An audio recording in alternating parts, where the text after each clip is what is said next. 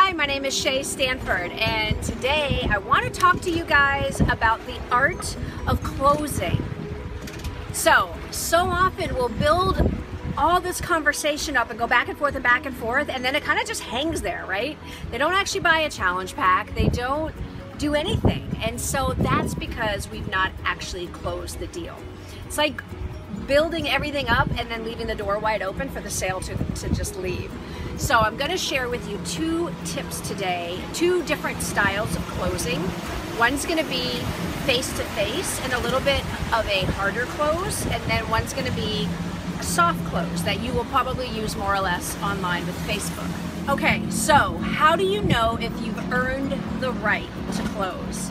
If you have built the relationship with someone, you've made the connection, you've shown them value in the product and how it's going to fit into their lifestyle, and you have addressed any issues or concerns they have, at that point, you have earned the right. Lots of boats out here today. You have earned the right to close. So at that point, once you have done all of that, you can't just leave the conversation. What typically will happen is they either still have some type of objection that they're not telling you, they're personally not ready to make a lifestyle commitment, or they may end up buying it off of Amazon. So it's very important that you close these folks. So the way I do it is I reinforce the positive that we've talked about. Okay, so if this is on a Facebook Messenger, I'll reinforce certain conversations we've had. You know, you agree that Shakeology is going to fit into your day. You agree that the 30-minute workouts are what are going to be best for your 30-minute lifestyle. You know where all this is going to fit in. You talk about the support groups. You keep reinforcing the positive. And then I simply say, so what's holding you back? And then you stop right there because you don't want to keep talking. And I think that's another mistake a lot of people do is they feel uncomfortable with asking for the close.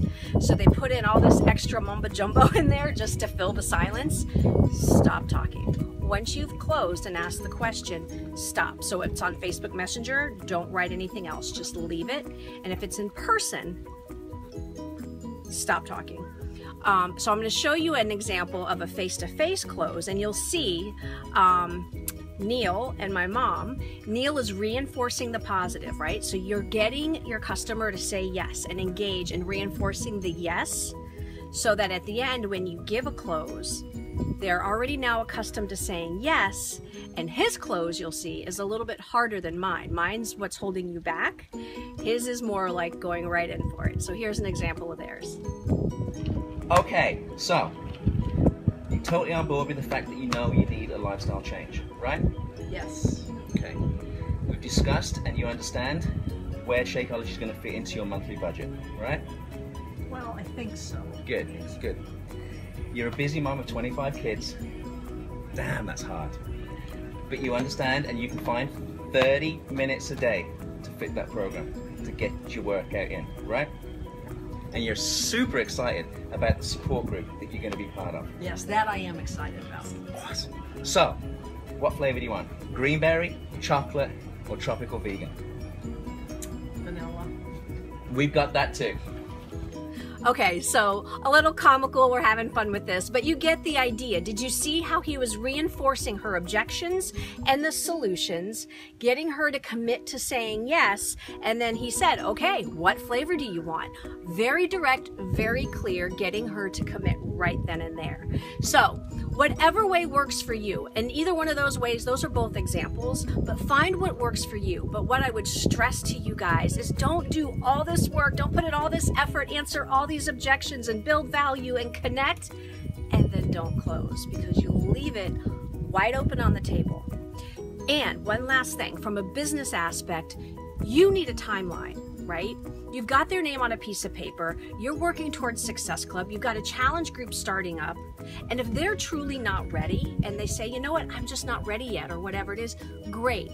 I'll check back with you in 30 days and we'll see how you're doing at that point. And then you can at least cross them off for the month and put them down to follow up in 30 days, or they're gonna buy and you can add them to your challenge group right away. But if you don't close, you've lost all the power, right?